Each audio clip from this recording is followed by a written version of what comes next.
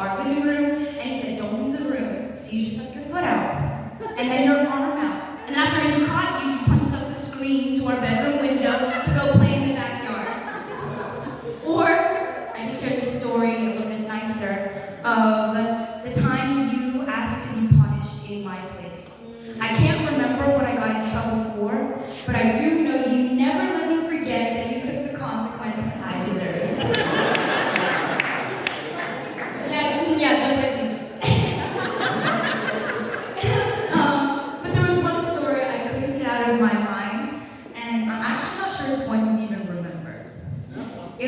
I was probably 7 years old, so you were 8 or 9. We were just doing our own thing in the same general vicinity when you suddenly looked at me with an uncharacteristically serious face and asked me a question.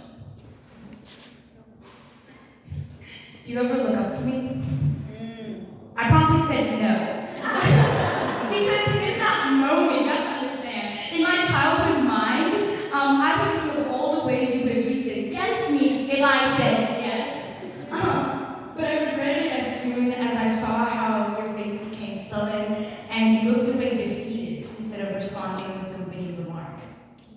So I can't change the past, but I can tell you of all the ways I look up to you. I already cried a lot, but oh well. I look up to how you relentlessly love people without being a pushover. See my phone? I look up to how you fight tooth and nail to protect those who are worthy enough to receive your love. I look up to how you seemingly and effortlessly always know how to get the right gift for people, even Dad, who's impossible to shop for. I look up to how many times you have not let failure strangle your personality or your ambition. I look up to how honest you are with your words and genuine you are with your actions, even if it's to make fun of me and Danielle.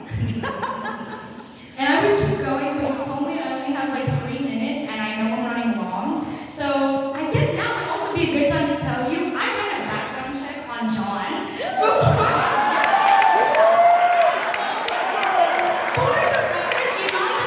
When they got engaged, I had only ever met John in person like twice. You'll be happy to know if they come back clean, except for that like 1 year you spent in juvie. I'm kidding. I'm kidding, probably. Anyway, but then I was like kind of partially embarrassed to you. I can say something nice to you, John. I know these speeches are typically for the bride, but I don't care.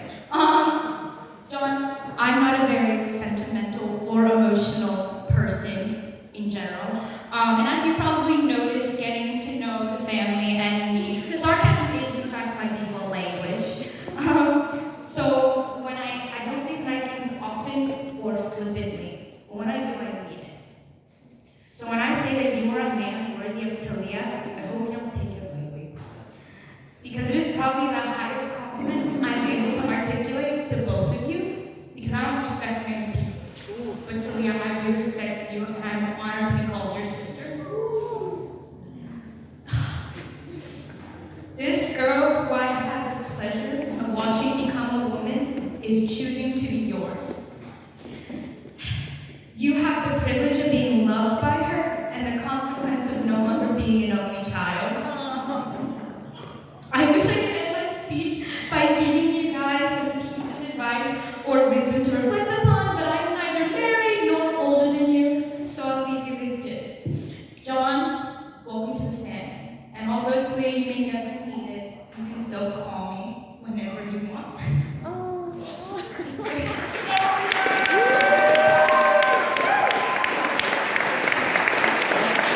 All right, nicely done. What great words to hear from your sister on your wedding day.